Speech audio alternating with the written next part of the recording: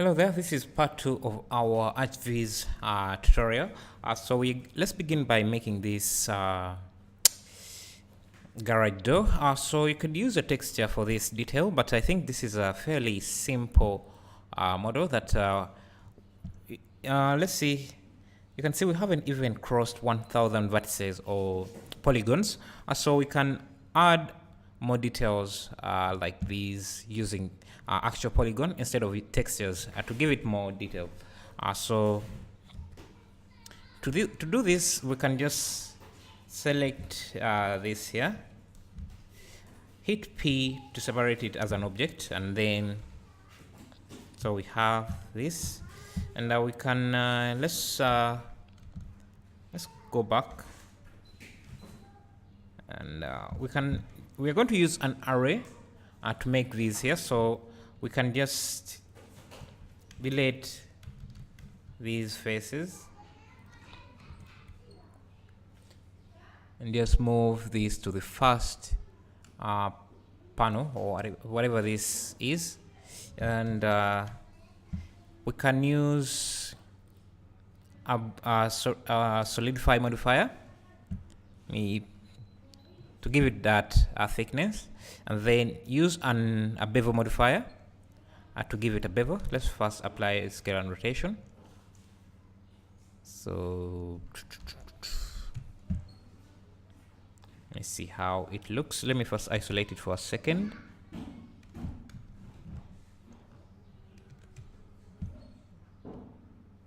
So you can see the bevel there. We can now add an array system, array modifier.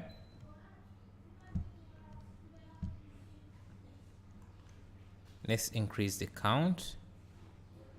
Okay, where is this going? Okay, we need to use the Z direction for the array, and maybe -1. We don't need 100, we need like maybe 20 or 15. Just enough to fill our garage. Maybe 16, yes, 16, around 16, and you can see the detail we have added by just doing a simple thing like that. And let's see, we also need these bars. So for those, that should also be simple. We already have this beam here, so we can use that. You can just Shift D, duplicate that, rotate it 90 degrees, and scale it down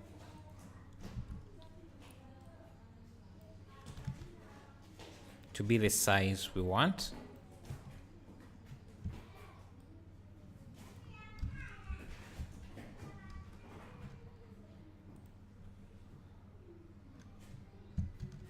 So it shouldn't be this long, so it can be around there, and it needs to be out like that. And this top side should go up there, and the bottom part should be up to there. And now we can use the array modifier in the Y direction. Let's apply scale and rotation. So maybe this should be the X.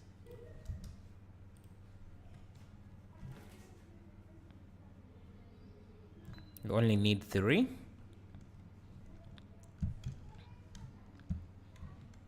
You can also add a bevel modifier just to round the edges off a bit, maybe around there. So we have something like this. We can also use a bevel modifier for this because I think it's a bit too sharp for me, so we can reduce the width like that, even maybe increase the segments.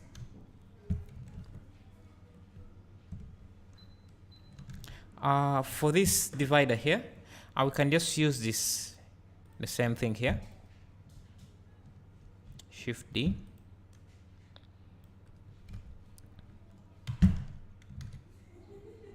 But we can change the array a bit, so this should be in the Y direction like this, and this doesn't have to be that tall, so should be the height of this divider, and it needs to be around there.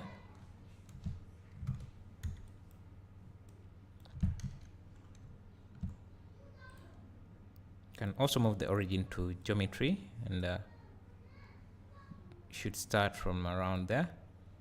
So this can be rotated 180 degrees. Rotate Z 180 HT, and then now maybe it should also be thin, like around there. And now we can just increase the array count like so. So that is going to be our wall.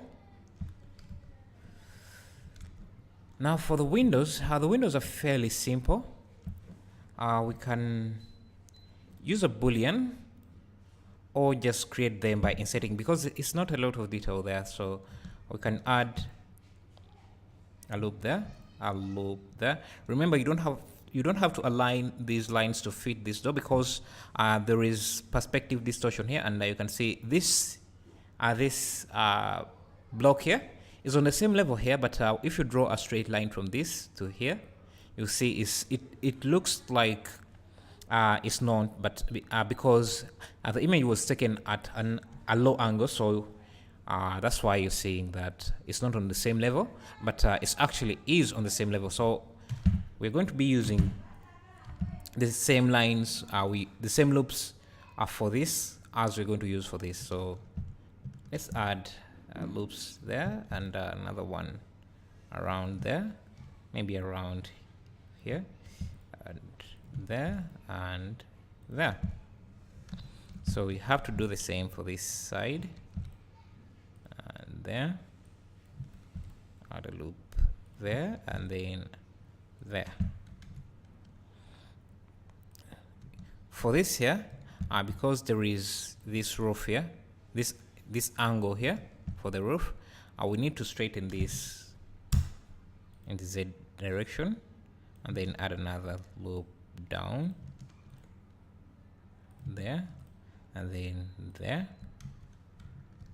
So we just need to start deleting those faces. I think for this is this, and that, delete. Okay, I think I deleted the wrong faces, so let's delete that, and then delete that. Now let's create the window frame. For that, let's just go to this. Let me see. We can begin with this loop here. So select these, and this. Shift D, then P to separate that into its own object. And let's see if I can select it. Origin to geometry. Now you can begin by extruding it in like that. Actually no, you can begin by making it into one single face, and then using the insert tool to insert it like that, and then you can delete the inside face, and then extrude in like that to give it some thickness. The image is not high detailed, so I can't see the details on that window frame, so I'm just going to make up mine. So I can add a loop here. Let me zoom in a bit. I think Shift B should do that. So, and then bevel this, and I can insert, extrude in, and maybe add another one, another loop. So these are minor details, just to give it some kind of detail there. And maybe add another loop here. Shift B to zoom in, Control B to bevel, then extrude along normals, but push that inside, so the windows would be sitting inside there. So now we can just use the same thing here on this window here. So we just Shift D, drag,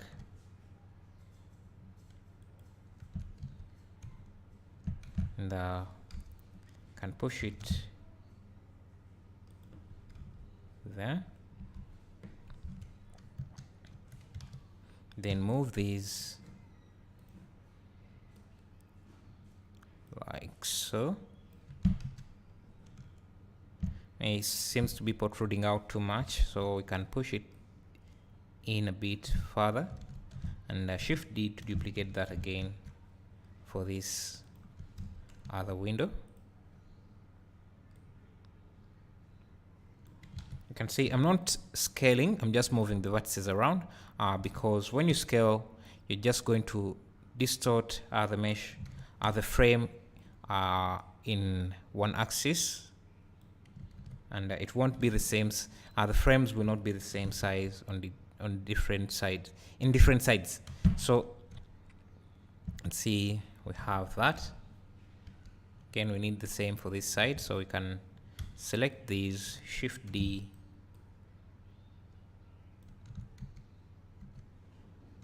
Shift D, bring that to around there, move it in position,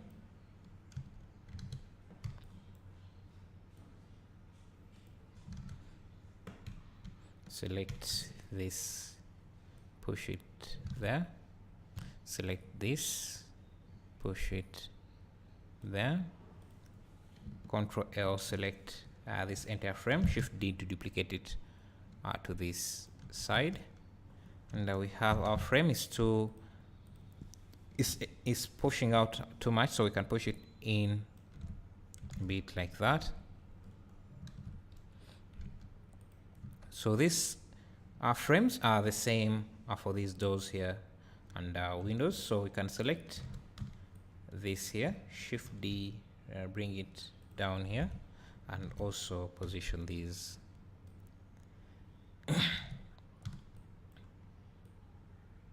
in the same way, like that, and we can use this for the door as well.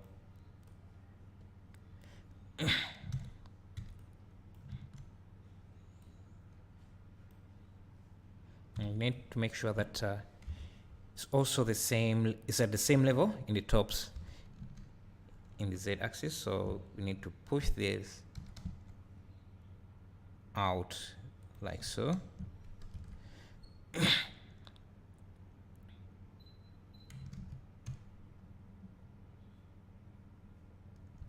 So see, the problem is that I'm not seeing very well how the lines for this. So what I can do is go to shading, no overlays, and turn on wireframe. Maybe increase the wireframe. Now you can see the outlines of that door. So I can go to wire, push these in. Actually, they need to be at the same level as this, so I can just drag these down at the same time. You can see the line crosses here, so it should be around there. Then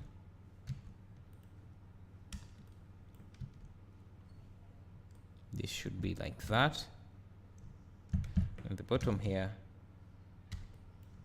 should be around there. And now we can turn off the wireframe. Yeah, so since this side is a mirror of this, I would just select this, Shift D, and since we have the cursor already there in the middle, we can use that as the pivot point, Control M to mirror that on the other side, and they should be put in the exact place they should be. So this is what we have now, and you can see here we have this thing here. I don't know what it is, but for that we can just use are the same thing we use for the garage frame. And remove the mirror modifier. Rotate this. Make sure we are using the pivot point as the median point. The median point as the pivot point. Let's also reset the origin. Rotate this negative 90 degrees. Scale it down. And then we can use it as whatever that is supposed to be.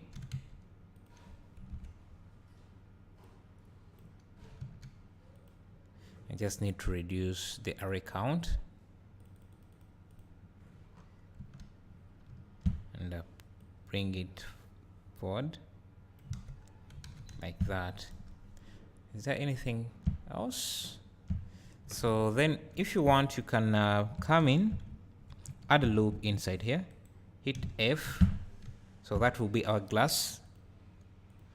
Do the same for every frame, or we should have done this when we are making the frames actually, to make it simple, but it's not too much work, so we can just come in. So you just add a loop in the middle there, hit F to fill it.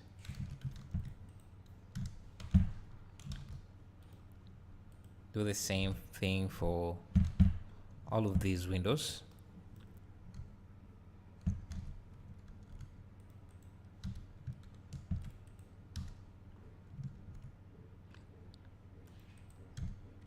And the good thing is that the good thing about this way of working is that since we got the width of the garage door right, these windows and doors should have the same, should have the real world size that is expected. So we can come to this one here.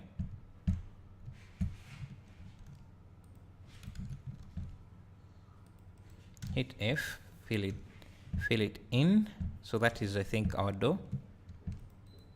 Fill that in as well. Do the same for this here.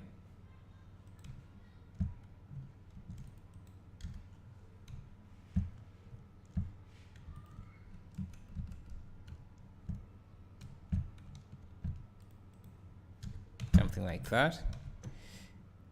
But we have this here. We need to make the door a bit different, so we can select this portion, this door. Hit P to isolate it, to make it its own object. Now we can isolate it. Maybe we actually might need to remove this loop that we added. So we can select this, grow the selection, and then delete faces. Because you can see this is the door, and we need to give it some thickness, so let like that. Now we can select these faces, the front and back face. Hit I to insert, because we are making this here. Scale it in the X direction. Drag it there, and if you hit if you right click, you can have this bridge face option. You can bridge that like that, so we have that. And now we can add a loop around there, bevel that.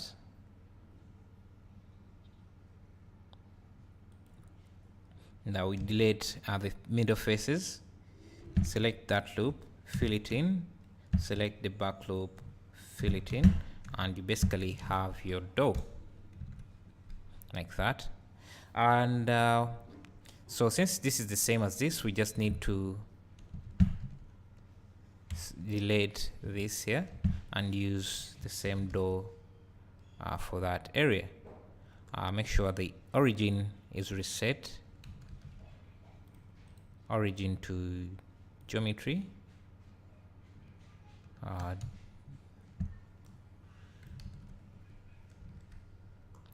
Let's delete this, Alt D.